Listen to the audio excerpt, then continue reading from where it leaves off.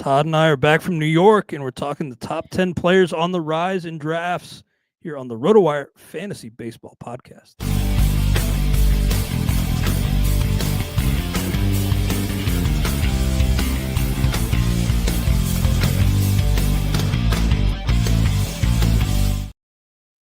Welcome to the RotoWire Fantasy Baseball Podcast, brought to you by Fantrax.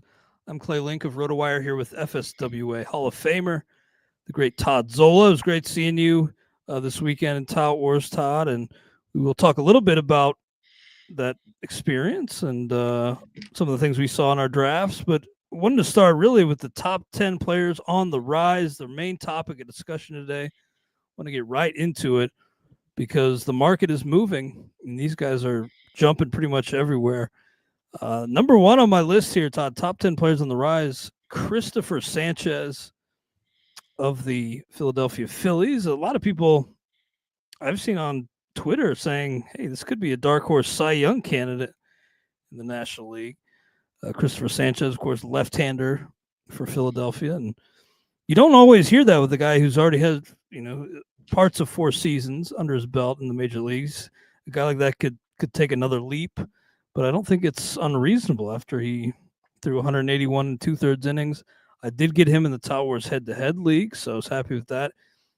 NFBC ADP in the main events on Christopher Sanchez is 118, so really rising fast. And I know he was in Jeff Passan's article, players that scouts are buzzing about. So a lot of hype on Christopher Sanchez. How are you feeling about Sanchez on your end?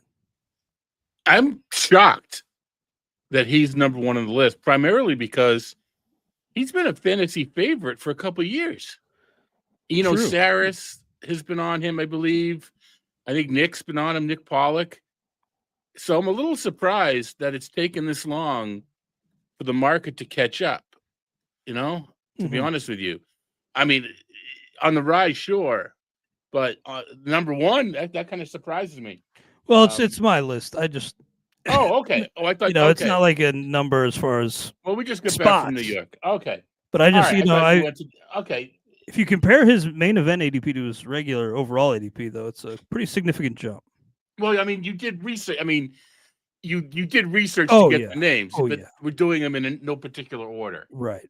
Okay, that makes sense. Yeah. By the way, Christopher Sanchez's overall ADP on the NFBC, 182. Okay. So from 182 to 118 in the main event is pretty big. Yeah. So he had a solid spring, 17 strikeouts, 2 walks in 11 2/3. That certainly can help. Bump in velocity. So checks all those boxes. I just I was already pretty high on him. So I mean, I'm with the market. Now, maybe it's to the point where we were probably, if we got him a little earlier, we're probably lucky about it because he may be priced, you know how the so underrated, he's overrated, that silly expression. It may be that, monkey see, monkey do, and his price goes through the roof because you got to get Sanchez. Yeah, he was thrown out pretty early in Tout Wars and ended up paying 16, which, out of $260 budget, 12-team mixed head-to-head. I think it's fair. Yeah. But you probably thought you could get him he's going to be a discount guy, right? Yeah. If he'd been thrown out a little later, I feel like I could have gotten a slight discount. Right. Not with the early nomination, which it does play so much part of the costs in specific auctions. Yep. It's all about your nomination order. But yeah, Christopher Sanchez getting a lot of hype, and yeah, if you want him, you're probably gonna have to start thinking about him outside that top 100, pulling that trigger if you want to get aggressive and get him. Another guy who's a big riser this spring, Robbie Ray, lefty of the San Francisco Giants, a 1.93 ERA this spring, 17 strikeouts in 9 1/3 innings. His overall ADP at the NFBC is 162. Main event for Robbie Ray is 118.4, so right next to Christopher Sanchez, actually, in the main events. They actually have the exact same ADP through 11 main event drafts, 118.45. And for me, I'm kind of on the other side of the coin here as opposed to where I am on Sanchez, where, I've been around the block on Robbie Ray many times, and it's just the command control and the injuries. It's hard for me to trust this small sample this spring. Okay, so he threw around 60 innings last year, combined, different levels, rehab, that sort of thing. But he's going to be 33, so you don't baby him as much, maybe. But even so, how many innings do you expect throwing 60 last year? I mean, max 150, but that's probably high. So, yeah, that feels high. I mean, how many times has he ever reached 150? Yeah, 1, so 2, 3. we're He's done it 4 times. But 2002, I mean, 2 of them have been very recent, Yeah. So let's see. Where would I trust Ray on my staff? Not a top 3. He's not an SP3 for me. He's done it 5 times, by the way. But okay. Last time, over the past two seasons, he's only thrown in the majors 33 and 34 innings. Right. So I mean, he had because he's a little older, I can see 150 as the max, but we'll see. But I'm not comfortable as my SP3. I guess I'd rather have somebody else my SP4 because I want to. With San Francisco, I want to be able to start him at home all the time. And my SP4, I want to start a little more often than that on the road sometimes too. So where does that put him? SP5? What's his ADP now? 118. That's you're not drafting your 5th starter with the 118th pick. No. So I'm not drafting him. Uncle Ted in the chat said he'd rather have Luzardo over both Ray and Sanchez, which is bold. I'd rather have the 2 arms we've talked about, but Luzardo's another guy on the rise. He didn't make my list, but I'll definitely get. I mean, Sanchez blows those 2 away. There's no doubt. And Luzardo and Ray, it's a coin flip. They're very similar. I mean, that's not even close. With Sanchez, it's not even close. Yeah. Number 3 on the list, the guy who's just today has been a big riser. Spencer Strider made his spring debut today and struck out 6 of the 8 batters he faced, including 5 straight at one point. Looking fantastic. Now, we know he's going to miss some time at the start of the season as he works his way back from Tommy John and was the number 1 pitcher on the board last year before going down. Really, really impressive today. And you could just hear the price increasing with each strikeout, and probably deservingly so. I mean, it looks like he could be a real, needle mover. I mean, some of these guys are good, but are they worth the wait to stash them on the injured list or on your bench if you don't have IL spots? It's questionable, but I think that is not up for debate with Strider. He could definitely be a game changer for you. But how are you feeling about him and the increased price on Spencer Strider? I think people just waiting to see that he pitched, and then we knew this was going to happen. Yeah, there's no direct 5 out of 6 punching up 5 out of 6. Who knew? But then it just comes down to how much you kind of alluded to it. How are you willing to manage that? Waiting a while to start the season isn't as much of an issue for me because he was going to have his innings restricted. And I'm talking funny guys and gals. As I explained to Clay, I had some I had half of my mouth numb doing some cleaning before, so it's I can feel myself talking funny. But anyway, that's all right, Tom. I feel like we forgive you. It's all right. I always sound like I have marbles in my mouth anyway. Now it's even worse. Anyway, so the starting in May doesn't bother me because he was going to throw the same number of innings either way. It's are you willing to once in a while be surprised that Brian Snitker says he's not going to go or he's going to push off or something like that? Is he a little bit like? I mean, Crochet pitched last year, so that's not the best example. Maybe like Tyler Glass now. Is he in the same group where you just accept ridiculously good numbers when he's on the mound and backfill when he's not? And, whatever our on-site mechanism for valuation puts Strider at, it's more than that because you're using someone in his place. And the same with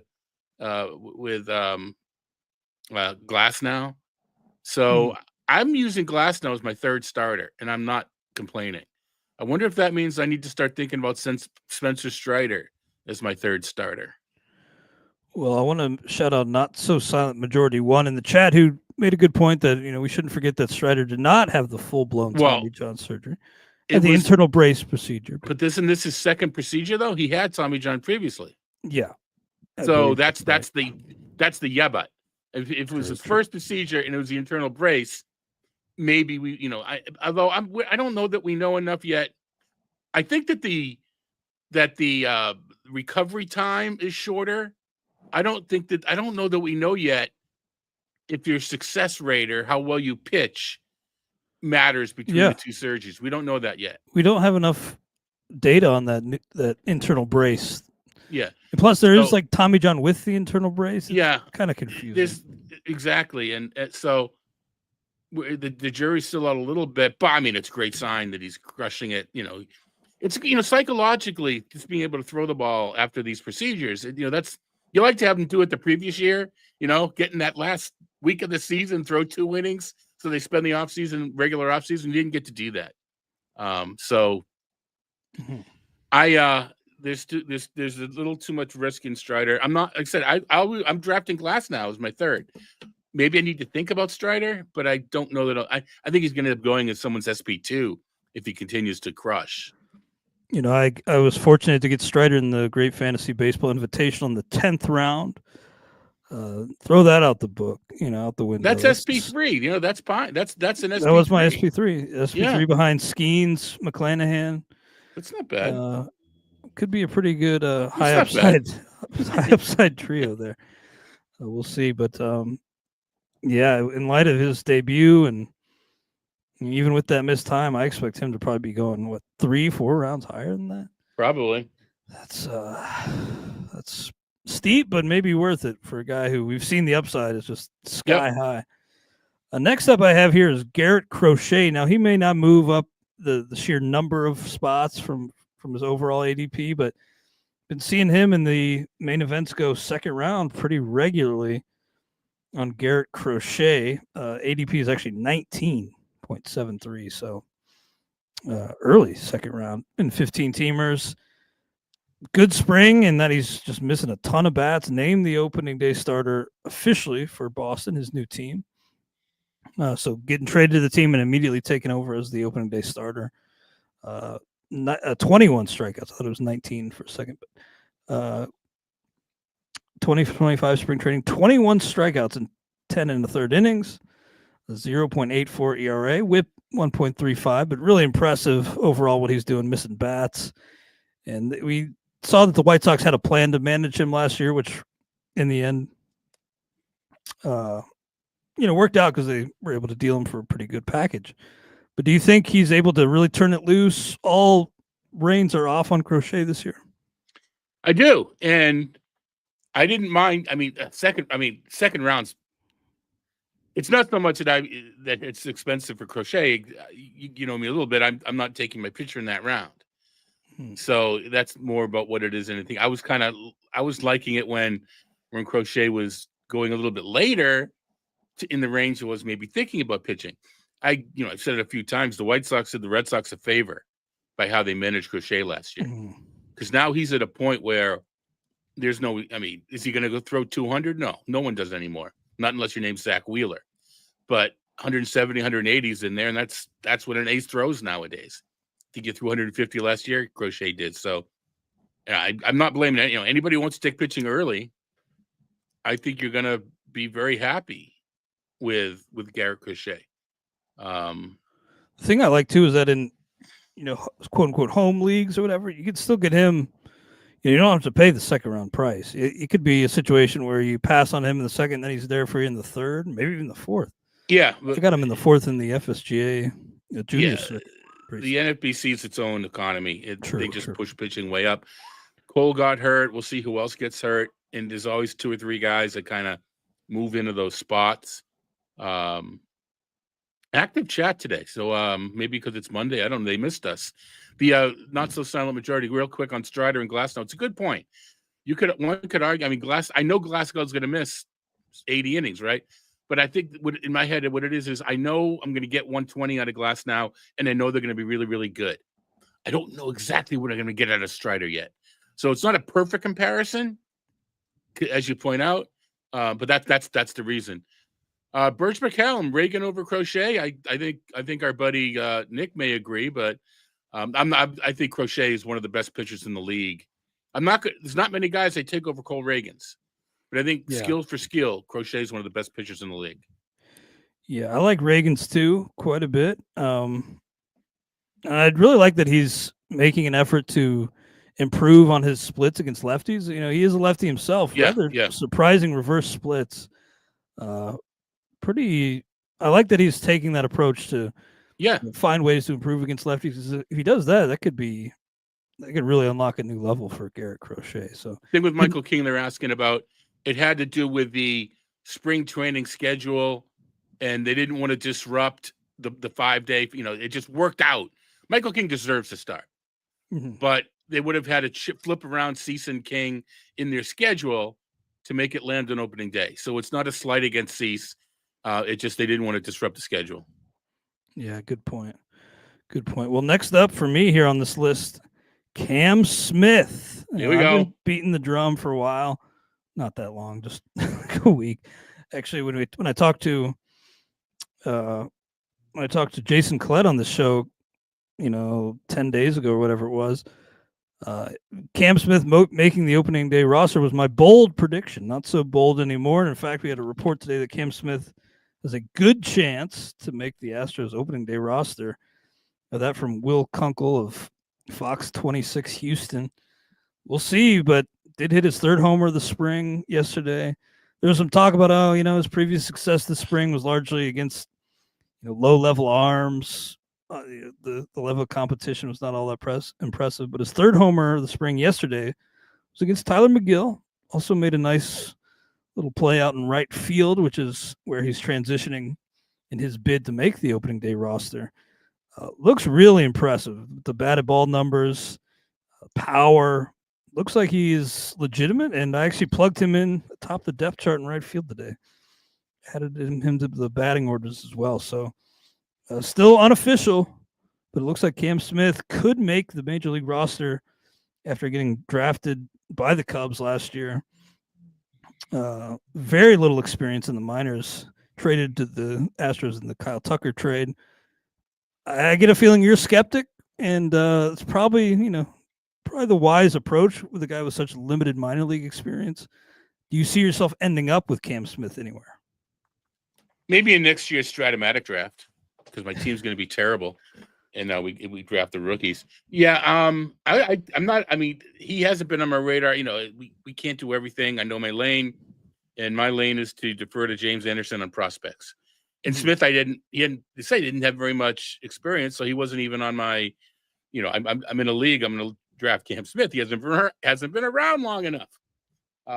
Yeah, well, he's big kid. He's 6'3", 224, big kid. Jeff Erickson has been pounding the Jordan Walker vibes drum about moving him to get into a different position. Out of position, I agree with Jeff. I don't know. Is Smith? I mean, Walker is just this sick athlete who needed to learn how to play baseball. I get the impression Smith's a very good athlete, but I get the impression his baseball skills are a little more refined. Could be. So maybe the transition goes a little bit easier. It's clear the Astros, they traded away Kyle Tucker. They've got Christian Walker at first base. It's clear they still want to go for it. I mean, they're still in a window where they want to go for it. Moving Altuve to left, well, it keeps the same bat in the lineup because Dupont just moves in, but it frees up second base for an upgrade there. I think Smith is just like, we got Chas McCormick and we got Jake Myers out in the outfield. That's not a very big bar to have to pass, Don't really represent daunting obstacles. They both should be backups on a good team, not starters. Mm-hmm. McCormick was on a good arc, but he just hasn't done it the past couple. And Myers is good defensively, but Myers can play all three spots. He could be a good reserve. So I think the Astros just want to find a way to continue to compete with the window they have. With the they got some young pitching coming up, but they have a couple of veterans there too that you want to keep. I mean, that's it. Yeah, I see the question about Rogers. I've been saying this all weekend. Is it opens up a spot for Brendan Rodgers at second, but the guy couldn't get it done in Colorado. What makes us think he's going to get it done in Houston? Yeah, that's true. Well, our guy Ryan Boyer today was talking in our Slack chat. Just who would have thought coming into spring training that the opening day corner outfielders for Houston could be Altuve and Cam Smith. It's pretty amazing. Yeah. I don't think anybody was expecting that. And Cam Smith mentioned the limited minor league experience, 32 games after being drafted last year. So that's even quicker than Wyatt Langford last year. We've seen this more and more, I guess more from like desperate teams like the Angels, but pretty wild still to see a rise like this, and kind of just waiting on the official word on Cam Smith. We had a question, Cam Smith versus Brett Beatty. I would take Cam Smith. Oh, without a doubt. Yeah.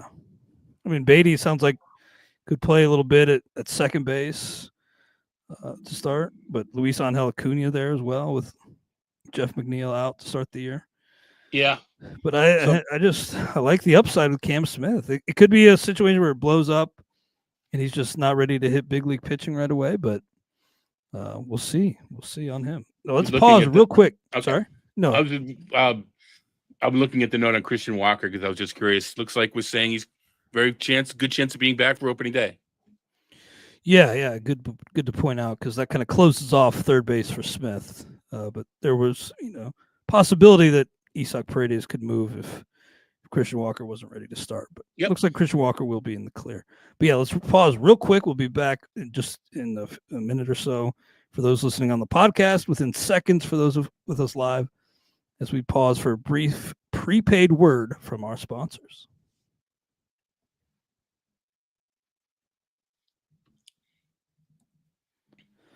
All right, we are back here on the RotoWire Fantasy Baseball Podcast. Clay Link and Todd Zola with you on a rare Monday edition, special St. Patrick's Day edition of the show.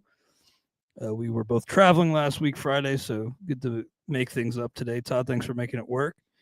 And next up on my list of the top 10 players on the rise in drafts, this one's a pretty big name, Shane McClanahan. Another guy who, in terms of raw numbers, like in terms of spots, it may not seem that dramatic, but overall ADP 124, main event ADP 107, and it seems like steadily ticking up. There are the questions though about Steinbrenner Field, but McClanahan pretty far removed from that procedure. Does sound like the Rays are going to be taking a 6-man rotation approach, so that kind of in effect limits him, but he would have had some limits anyway. We've already seen him make 2 All-Star teams and sub-3 ERA in 2022. I'm pretty excited about the return of Shane McClanahan. Where are you at on McClanahan? I am excited about the return of Shane McClanahan, but you mentioned it with the field. I am very nervous about Rays pitching this season. You're moving from indoors Tropicana, outdoors, where you're dealing with elements, where you're dealing with rainouts, you're dealing with it's a wet mound. I don't want McClanahan going today. We're going to push him off a day. A lot of early games. Whereas before, it's just a snap decision. I'm streaming every Tampa Bay pitcher and even their primary pitchers. I'm a little nervous about the Tampa Bay staff. And then you get towards the end of the year and you've got a heavy road schedule where there's all that extra travel. So I'm a little bit nervous on Rays pitching in general. I like McClanahan. He's going to pitch really well. If people aren't accounting for a bit of a pushback on the field and the weather. It's such hot and humid in Tampa. I think he's going to be priced out of my range. Whereas, as an example, I think there's another level in Taj Bradley. So even though I'm just as concerned about all this other stuff, I think I'm ahead of Bradley on some people just because I see another level. Maybe I'm wrong about that. I've been wrong about Jose Barrios for years. I've been wrong about Mitch Keller for years as far as another level. We'll see if we get another level. Mm-hmm. Well, real quick, pause on our list here just to address a question in the chat we had from Ross. Wanted to know if any rookie starters were taking a late round flyer on. Jack Leiter, it sounds like it's going to make that Texas rotation. Still tough to trust, but maybe you could think about that. And then another guy, Will Warren, I'm pretty excited about. Who's the hotshot rookie from the White Sox? We leave Hart in San Francisco. I left my mouse in New York, so my secondary computer, I'm having a harder time I get going it. to the looking real fast. Who's the hotshot rookie in the White Sox? I don't know. Sean Burke. The other one, no. He's interesting. Shane Smith. He's the Rule 5. Keep going. He's the Rule 5. Keep going. I'll look it up. But yeah, whoever the guy, he probably won't break camp. He turned eyes. He's going to be on our prospect list, I would think. If I go, he's just a guy that because the Noah Schultz. Noah Schultz. Right. It's a guy. I mean, I think you're probably looking for higher on the chain than Noah Schultz. Yeah, I was but didn't scroll far enough to see. I'm not as concerned about. It's now rate field. It's no longer guaranteed rate field. It's kind of like Yankee Stadium. It's a home run park, but it's not horrible for runs. And I mean, Schultz impressed. Will the White Sox put him on the fast track? Will he get called up in time to be Rookie of the Year? I don't know. But he's now my 43rd round DC guy. Interesting. Well, since we talked about those guys, we had, including Leiter and Warren, we had a question in the chat about Rocker, Leiter, Warren, Waka, or Nick Martinez. Kind of late round options there. Personally, I would give a chance on Warren. That Yankees rotation is decimated, and it sounds like Clark Schmidt essentially sounds like he is optimistic about his injury, but I think they're going to need Warren, and still have a pretty good team there. So I might take the chance there. Maybe Waka if you want to play it safe, but not really exciting. I'm not all that. Yeah, I'm not on that Waka. The Job question about strikeouts, I think there's strikeouts in his pedigree. We just haven't seen him at the major league level yet. Very, very true. All right, next up on my list of the top 10 players on the rise, and this guy is jumping up a real significant number of spots. Gavin Williams of the Cleveland Guardians. With Gavin Williams, and most of the guys I really trust in terms of starting pitching, like Eno Saris, Paul Sprouse, really seem to be into Gavin Williams. Overall ADP 234.72, main event ADP 161 and rising. So there was a fight for him at the draft table and head-to-head. I had to let him go. Sometimes it's so tough to walk away, Todd. Mm-hmm. It can really break your heart when you have to walk away. But that, I have him in some leagues, had to walk away this weekend. But like what he's showing this spring, really impressive. Small sample of 8 innings, but 16 strikeouts, 0.88 whip. And we've seen this team time and again develop these guys into fantasy studs. So count me among those paying top dollar for Gavin Williams most of the time. Snake drafts, you could get snaked, and maybe you'll get priced out with somebody who really, really wants him. But I'm on the high end on Gavin Williams. Yeah, he's another one where if you got him early, you were lucky because he could be priced up so much now that you like you said, you have to walk away. Yeah. I've been, I love Guardians pitchers. We've been talking about that. That just, they seem to have a way to make it happen. It's all about injury. And I think what we've seen in the spring is not only the performance, the fact that he's been on the mound, Gavin Williams, is, the fact that he's on the mound helps some, but because he's pitching so well, that's what the real push comes from. But he's an SP3 for me, and if he gets or SP4, I don't know if I want to start him every day, but I do like the division. I know they had 100 playoff teams, but that's because they all beat up on the White Sox. People don't want to hear that, but the White Sox lost like 1 and 2 and 1 games to the other teams in the division, and that's all it takes to get to the wild card.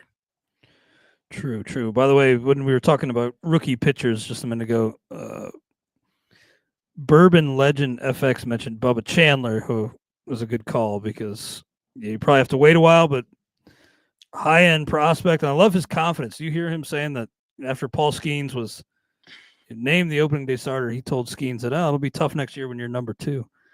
But, I love that kind of confidence. And they've shown the Pirates have shown some aggression with Jared Jones and Skeens. So exactly. Just wanted to throw him out there as well. Next up here, Ryan Weathers, and we know he's the son of David Weathers, and some struggles initially. I think he was traded for a couple months of Garrett Cooper. Remember that? Yep. It's kind of surprising how quickly the Padres gave up on Ryan Weathers, but Miami, they have patience and they can afford patience because they're not really winning anytime soon. But it looks like that patience has paid off with Ryan Weathers, the lefty.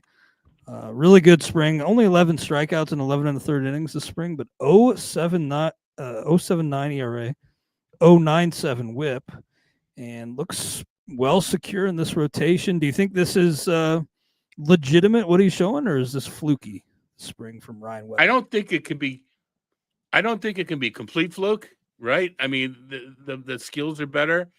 I don't know how sustainable they are. Do we have reports of a new pitch or anything like that? That's sort of what I would need to. I did a little legwork on it. I couldn't find anything, significant about it. So, Weathers drive line, nope, didn't show up.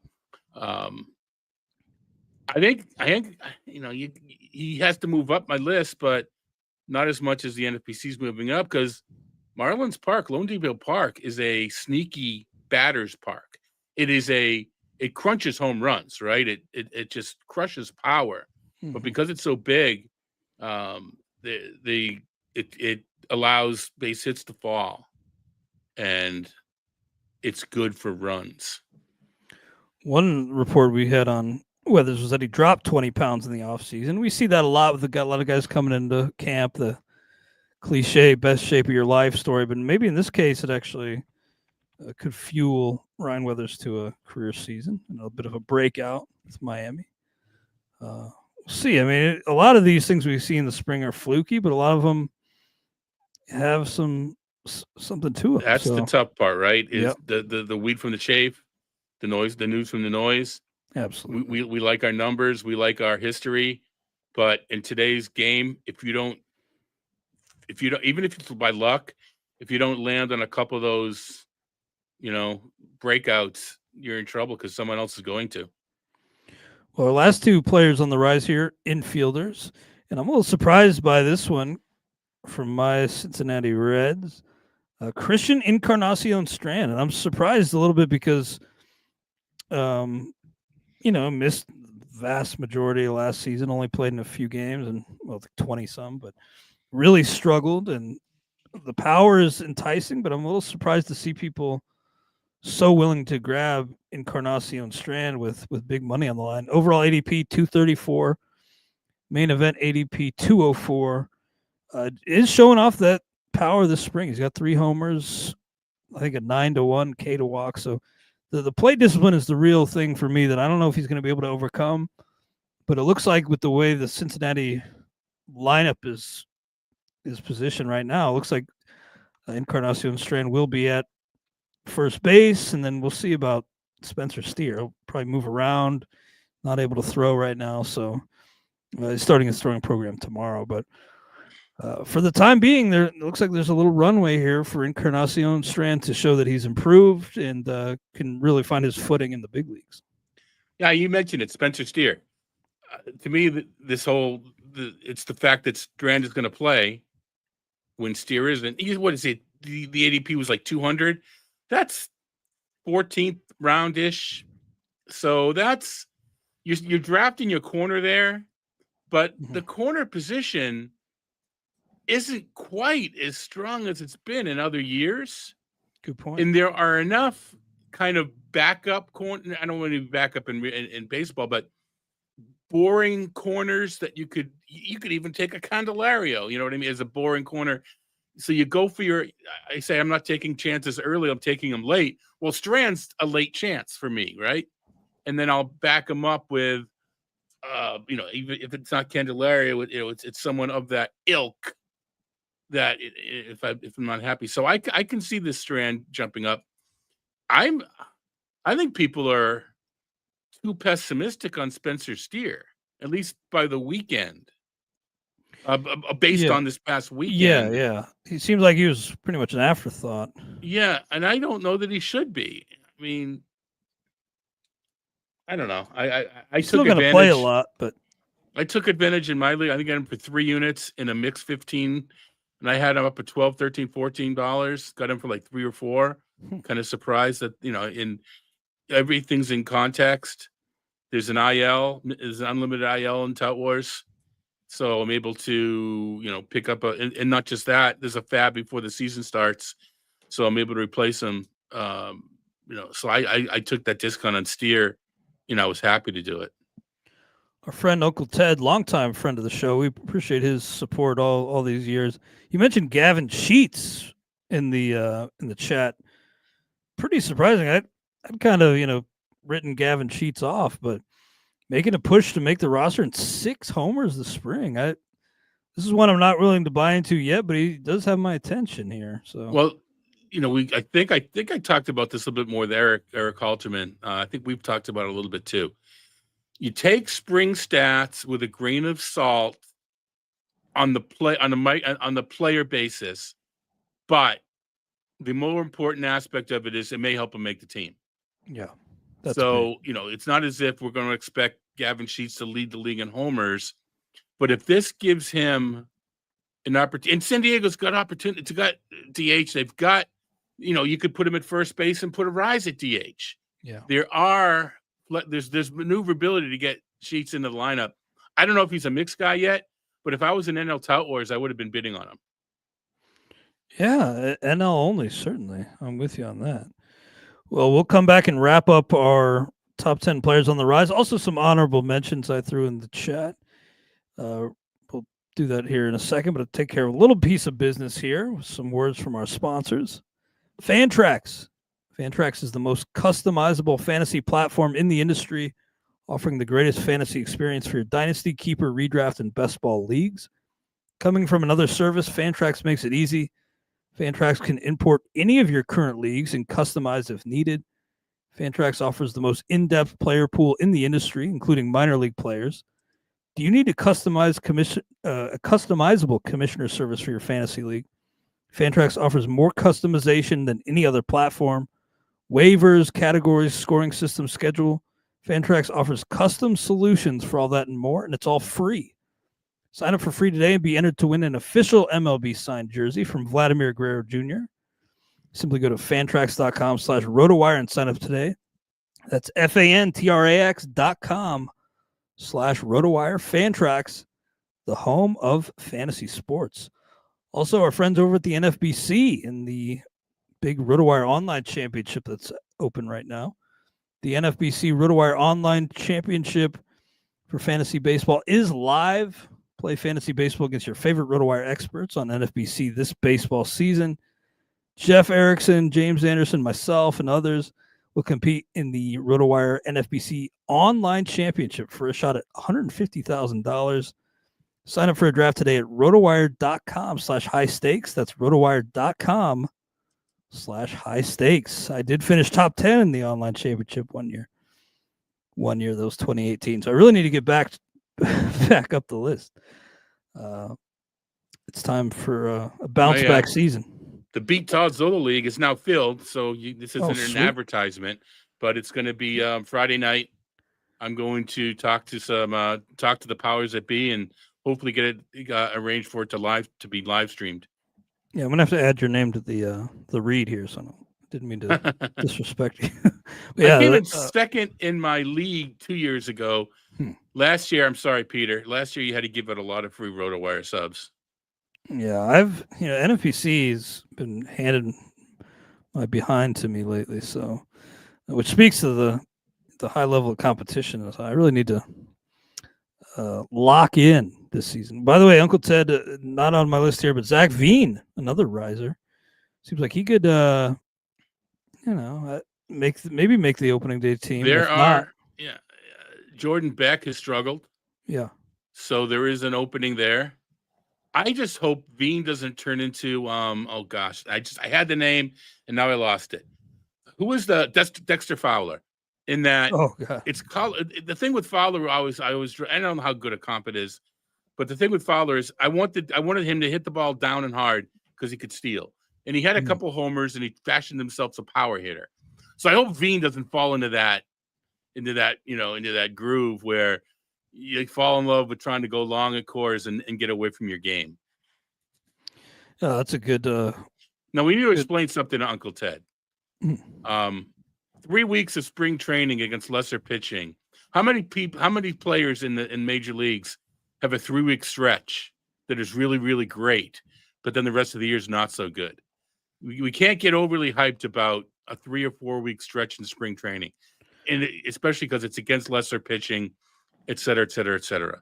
But like you said, important in making the eyes. Team. Yeah, right. But it doesn't mean that the player is suddenly going to break out. They were going to, you're going to come back at me and that this guy broke out, that guy broke out. Well, yeah, when there's 100 guys having a great spring, a couple are going to break out.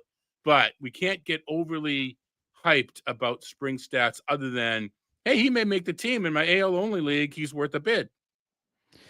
Yeah, I'm with you on that for the most part. But like you said, it is important for making the team. And Ben Rice, could make the starting lineup. So that could be big for him. It looks like he seems confident that he could do big things in the majors.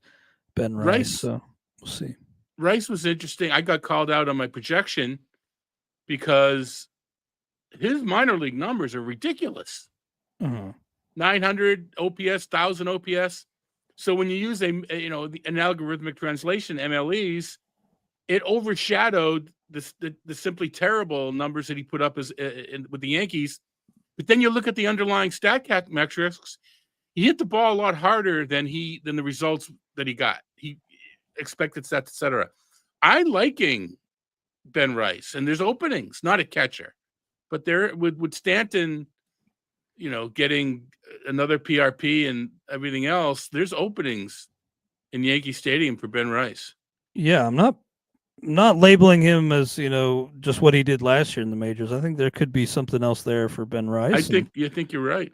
Yeah, definitely seems to be playing his way into not only the opening day roster, but maybe into that opening day lineup. By the way, Matt D wanted to know Noah Schultz, Bubba Chandler, or Jack Caglianone in Dynasty. I don't know if I'm saying that right, Caglianone, but I've certainly been seeing his, what he did this spring before being reassigned.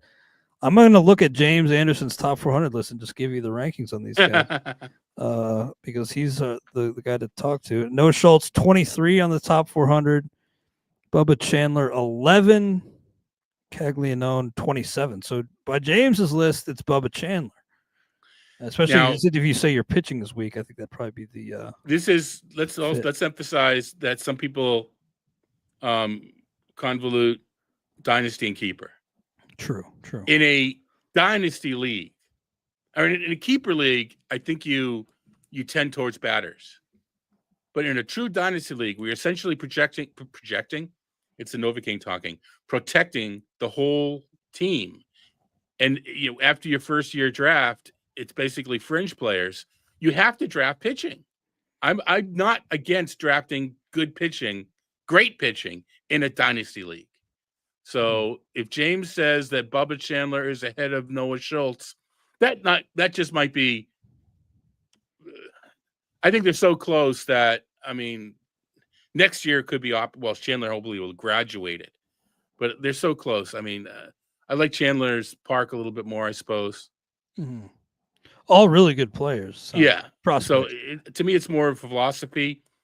if you set in pitching, although Caglione is a first baseman, right? So sometimes you really want to spend a huge pick on a first baseman. Yeah. Unless you know he's going to go goofy. Well, Matt D said in the comment that his pitching was weak, so I think it would probably be you go Chandler. But yeah, go Bubba. Yeah. We'll see. I mean, I know you like Schultz too, and James does too. But. Well, it was more about really, really deep sleeper. All right, so I did ESPN asked me to do prop bets per team, and the site we used only had 3 White Sox to choose a prop. I mean, the only and like I didn't like, so it was like, all right, Noah Schultz for Rookie of the Year 2001. So that's the only reason I know is because that's actually crazy. Anyway, it's tempting, actually. Yeah, that's what I mean. Anyway, so. Well, back to our list. The final guy on the top 10 list here is a guy for your Boston Red Sox having just a massive spring. Trevor Story. Oh, I thought you were going to say Trace Thompson. Oh, yeah. Well, hey, I've heard good things about him this spring. But Trevor Story, 2 homers, 5 doubles for a cool 750 slug this spring. I think I saw one of his homers and 3 of his doubles. Yeah, I remember that. You were there that day when I think you were there when I was hosting with Jason. And I had 2 homers. He had 2 homers and a double on the same day. Oh, wow. I'm glad they were putting on a show for you. But Story, I mean, who knows how long it's going to last? Could get hurt at any point. He's fallen under 100 games in 3 straight years, 3 of the last 4 too. And who knows? Could be fool's gold. But how do you feel about drafting Story? Well, this year in the 200s. Is it the injuries with Story? I think we're still a little bit concerned about performance, although he's running. Trevor Story is. Less so, but that is part of it. That is part of it. Yeah. So at this point, I want him as my middle because there's ample second baseman that you could get as your backfill. Story was not on my radar, but he is showing a little bit of health. Now, is he injury prone or accident prone?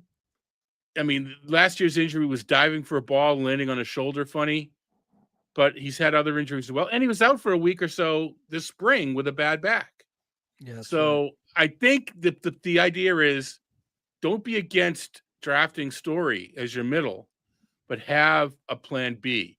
Have your utility be in the middle, or have Brendan Donovan, who's second base outfield. Yeah, it's not a bad name to I think you have a plan, because I think there is a pathway to profit for Trevor Story. I don't think they're going to want him to hit 25 homers. I think if he gets 15 or 16, they'll be pretty happy with 20 steals, and that's not terrible. I mean, we've seen what he can do perform at a high level. A lot of that was in Colorado, granted, but I'm not willing to put a fork in Trevor Story yet, and he's shown this spring that to be fair, thump is still there. To be fair, his last season in Colorado was not that good. Yeah, true. He hasn't really had a good season since. Yeah, like if you could count. Well, 2021 was good, but since then, he hasn't really done much. The Red Sox will tell you they want him to field the position and bat 7th. If he hits higher, that's great. But they want him to solidify that infield, especially now with Bregman over there. They want that left side of the infield to be a rock. And then, because they're out, 2 of their outfielders won Gold Gloves last year. I think. Well, I know Will Abreu did. And I thought Durant maybe not, but Raphael. The outfield defense is great. If they can solidify the left side of that infield, let's play. Let's go for it. Absolutely. Well, some others on the rise who I didn't include in the top 10, but Bo Bichette seems to be steadily ticking up. And I saw he hit a monster bomb today. Yeah. Before we started the show, just a dead center. It was pretty impressive. Maybe he's kind of cut those locks like Vladdy. Maybe he's grown up. And, he said matured a little bit. He said that he got caught into approach trying to, I'm a free swinger. Let me make more contact, and he kind of went back the other way. He's not going to run. At least, you know what? He's not going to steal 30 bases. I wouldn't be surprised if he gets 15. I'm not expecting it. Yeah, but I just think he's still a good player. 6 for 7 in half a season last year when he was hurt.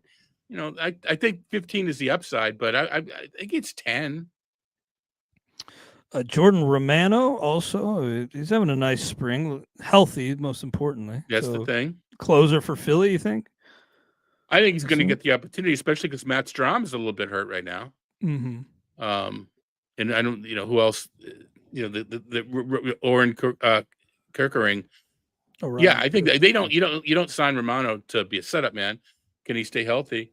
I didn't get him anywhere, but he went from I'm not touching to, well, if I can get Romano as my third, I don't mind. Absolutely. Will Warren, who I mentioned earlier, then Jason Adam I have on the list mostly because Robert Suarez is struggling this spring. Who knows if that's going to lead to a closer change, but Jason Adam I have on the list just because as a spec, he seems to be rising. And Robert Suarez a 19.64 ERA this spring. Sorry to interrupt you. Yeah, well, I was interrupting you. You can make the same statement for Edwin Uceta, couldn't you? I think. Yeah, he's another one. Because Fairbanks isn't crushing it. Yeah, and I need to look into it, but doesn't Fairbanks have like an incentive in his contract for games finished? The Rays aren't going to let him hit that. Well, he probably get traded anyway. It's not. I mean, it's his injuries won't let him hit it. So. Oh, true. That's a good point. Injuries and you know how the Rays are. I like Edwin Uceta quite a bit. Yeah. Others on my just miss list here. Justin Slayton seems like with the struggles of Liam Hendricks and Aroldis Chapman not doing much. Seems like people are kind of pivoting to Slayton as a spec. Spencer Torkelson having a good spring. And you now have him at DH for the Tigers. Yeah. He's definitely on the rise. And that's another example of great spring. Has he turned the corner? Maybe. Mm-hmm. But he's going to be DHing with Matt Verling out and a couple fewer players to rotate through. He's, you draft Torkelson and then you draft Andrew McCutchen or whatever, something like that, mm-hmm. if you're going to put him at UT. Yeah. Don't forget, he's, got a 31 homer season. And once you show that skill, you own it. It was a dramatic fall off last year for Torkelson, but I think it makes sense for this team to try to get him going. We've got keep this confidence rolling. We got a Hunter Biggie shout out. Jason Collette, who knows the Rays as good as anybody, was telling us to get Biggie weeks ago. So yeah, you're right, Rick. Well, Jason Collette was also talking about Alan Roden. Talking about him when he was on the show last week, and he was in Jason Collette's bold prediction series from like months ago. So Roden looks like he's a sneaky guy, good on base, which should prop up his playing time. Alden Roden, if he makes the team. And then here, lastly, Christian Campbell. Now, not having a great spring, but I'm getting a sense looking at their daily lineups and how things are with Devers needing to DH to start. Campbell could make the roster. Roman Anthony, also mentioned here in the chat. I'm less sure about Roman Anthony making the team, but Campbell, it seems like they've just really wanted him at second. He was working a little bit with the outfielders, but looking at their lineups, it kind of feels like maybe Campbell's at second base for Boston on opening day. Yeah, the key is keep. We've tracked the lineups. He was playing a lot of left field. Does he start to play a lot of second base? And the Red Sox have already said earlier in the spring he's going to be their second baseman at some point this year, whether it's opening day or in 2 months. That's the question. You got your Grissom and you got your David Hamilton. Story's healthy. You still need to keep him around to back up Trevor's Story. There's some people that think that if Campbell starts in the minors, that the Red Sox want to show that they get something for Chris Sale, so they'll play Vaughn Grissom. That's another administration. They don't care. Antiquated mindset. I think. They don't want to. They want to win. I think it's a Hamilton Grissom platoon. If Campbell doesn't win the job, Trace Thompson's making this difficult just because. With Abreu out, is he the guy? It used to Rob Refsnyder, you would think would be but he's giving Alex Cora and Craig Breslow something to think about. He probably has cooled down. You have to cool down when you get 6 homers in a week, but even so, he's opened some eyes. We'll see what's going to happen. It's a nice problem to have as opposed to in past seasons where. Who are they going to get to play reserve? And a lot of teams are going through this too, where they have too many players for not enough spots. Well, looking at today's lineups, the Red Sox had a split squad, and as we often see with these split squad games, especially now, there's that A lineup, and then there's that B lineup.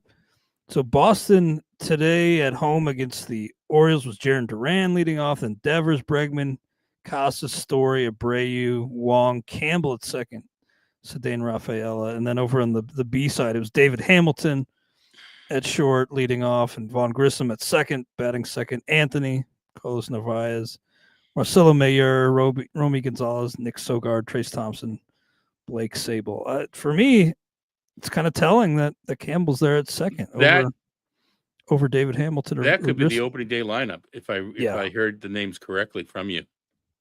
Yeah, I think so too. Randy, by the way, mentioned Cam Smith. We did talk about Smith earlier. Looking like he is the inside track right now on an opening day roster spot.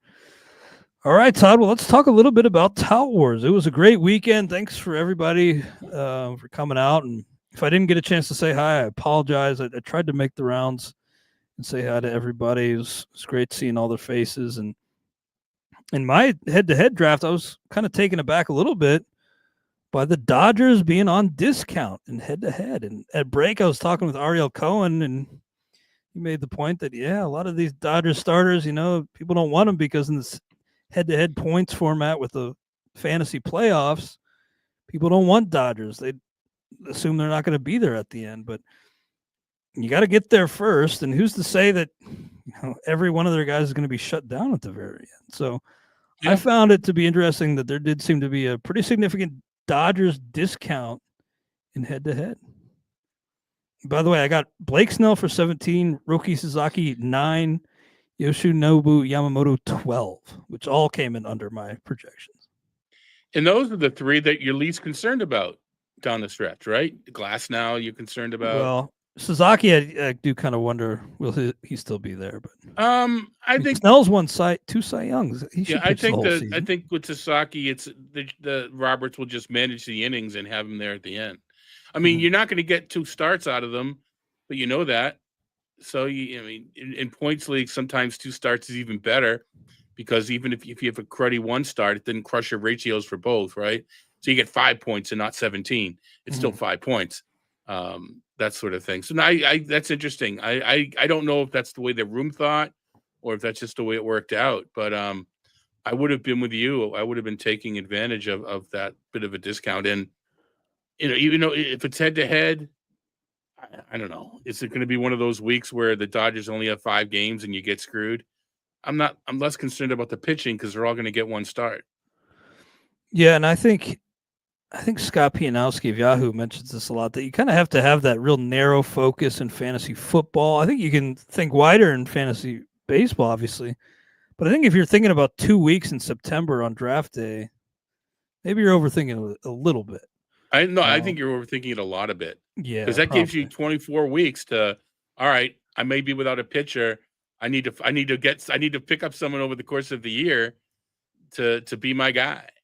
So, and I learned last year I didn't make the playoffs. Like, you got to get there. That's the big thing. So I was happily accepting the discounts. How about this for pitching staff? Christopher Sanchez 16, Blake Snell 17, Roki Sasaki 9, Yoshinobu Yamamoto 12, Shane McClanahan 12, Brian Wu 16, Max Scherzer 4, AJ Puck 2, Andres Munoz 8. Happy with it, although it sounds like Max Scherzer, his thumb's still an issue, so I kind of wish I could have that one back. 12-team league reserve. You'll be able to. I'm bragging about my 12-team pitching. I got Yamamoto and mixed, I think, for 19 units. Top offensive player was Wyatt Langford, which was not something I really expected, but didn't pay more than 26 for any hitter.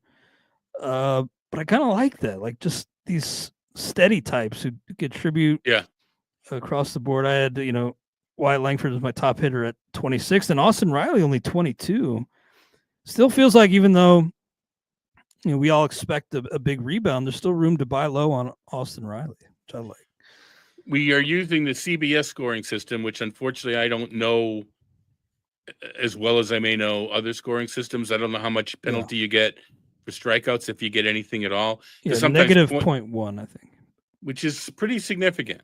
Mm-hmm. I'm sure you get points for walks. So I think Riley maybe dinged just a tad. But sometimes I think we overthink those things too. No, I like that. I think I got Riley. I think I got Riley in my mixed league as well. So that's kind of we have a bit of a Venn overlap. I got Matt Shaw at 4. I was pretty happy with how it went, and yeah, I think everybody comes out of a 12-teamer feeling pretty good, but yeah, you never know. Royce Lewis actually injured during our drafts on Sunday, probably about 30 minutes to a half an hour after he went in our draft, and much to the chagrin of the manager. I don't know who it was, but kind of just a recurring theme here. It's become a real issue with him in this lower body. Diagnosed today with a moderate left hamstring strain, going to begin the season on the injured list. So this really dings Lewis, and as these injuries mount, it's he's kind of following this Byron Buxton path. I hate to say it, on the same team.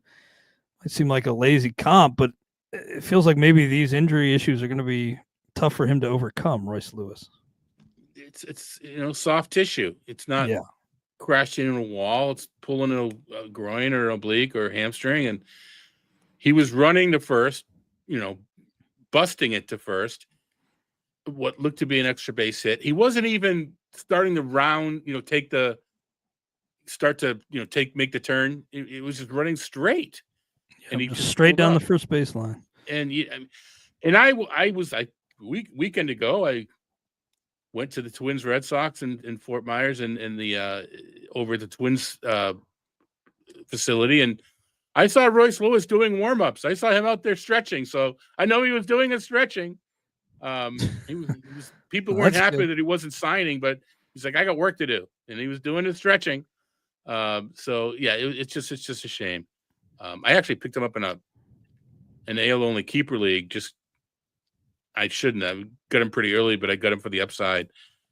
Regret that. Only time I ever had that. But anyway, so yeah, I missed out on him a few times this spring. And I was disappointed each time. Now I'm like, whew. Yeah, well, hopefully I haven't. Do we know the grade yet? Have they grade? I don't know the grade. Just labeled as moderate by the Twins for now. All right, so it's probably above grade 1, probably somewhere around 2 or 3. Maybe 2, yeah. Yeah, probably level 2. Well, so it's at least a month. Oh boy. Well, see how long you can stay on the field afterwards. And we, I said it as a joke, but I shouldn't have said it as loud as I did, just because it's like Willie Castro's getting drafted everywhere now. He was still available in the reserve round. Yeah, that's true. It's like, oh shoot, I shouldn't have said that. But anyway. By the way, we were talking risers. One guy I just wanted to mention, didn't even make my extras list, but Hayden Birdsong. Are you hearing the buzz on this guy? Maybe it's just James, who I've seen tweeting about him, and some others. Not even a lock for the rotation, but well, me and I like my streaming and the good pitchers parks, and Birdsong fits that mold. I think if you throw projections out the window, once you get past your fourth starting pitcher, just because all you care about are their home starts at that point. And their road starts get baked in, in any algorithmic valuation procedure. So I don't care. And I wrote about this a little bit in the latest Z files when I talked about the ATC projections, AT6, 600, and 200 for pitching. I don't care about projections for my 5th, 6th, 7th. I just want the home park. But anyway, I haven't heard the buzz. I have not caught up on news yet that we didn't hear. I'm doing some admin work for Tout because of these, I don't want to say silly, but these early games. We got to get these rosters ready for people to make their moves for the Tokyo games. Yeah, I was going to ask you about that. Is that actually going to be uploaded in time? But well, you're in the head-to-head, so it's on. We got them over it on Roto. Those are on Roto now. Yep. Nice. Well, they've got the names. We'll let their tech will upload them, and sure. Once I hang up and get my hair cut and come back, I will continue to add the teams to the we're moving mixed over to Fantrax, so that's the only one we have to do from scratch. Oh, nice. Okay, yeah. I know you said that we have to have our lineups or our Dodgers Cubs players set for the start of the series, so I just wanted to confirm that those will be ready to tweak if needed. Tomoyuki Sagano is a good one.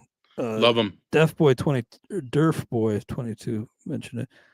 He is a riser as well. I saw Ian Kahn, who's hell of a fantasy player. He drafted him in the AL. I got him in the reserves of the mixed head-to-head points, and kind of a X factor making the jump. We don't really know what to expect. At least I don't. But impressive this spring. That's for sure. Tom Mulhall, who does the Asian players for Baseball HQ. Him and Tim McLeod are probably the two go-to guys in that area. Our friend Tim. Tom did a piece for me in the magazine that I wrote. I don't want to even call it a bold prediction, but he thinks that for 2025, Seguno may have a better year than Sasaki. Wow. After that, throw it out the window. But just this year, he thinks Seguno may have a better year. I like that as a bold prediction. I've been putting them on as many teams as I could, and then putting it on Twitter, and then copying Tom. I like it, man. That's the kind of bold prediction that is plausible, and I could see. Well, it had to do with the injuries and the team and the context, and Seguno could easily throw like 60 more innings than Sasaki. Right, he's no bastion of health either. He's been hurt lately too. True. But 32 years old versus a guy who should be in the same breath as Paul Skeens as far as dynasty pitching goes, from what I understand. Maybe Skeens is a bit better, but they are close enough that it's not an embarrassment if you compare the two. True. So I'm liking Seguno a lot with the moving the walls back a little bit. Yeah. By the way, Hayden Birdsong yesterday, 5 innings, 5 scoreless innings, only 2 hits allowed against the Athletics, struck out 8 over those 5 scoreless, no walks. So I think that's fueling the buzz, and maybe that could fuel his way onto the opening day roster. We'll see. But hell of a start yesterday for Hayden Birdsong. Yeah, he's got pedigree. Absolutely. One more. Let's before we go, let's be sure to give a shout out to a couple people from Tout Wars. First, Lenny Melnick and Erwin Zwilling.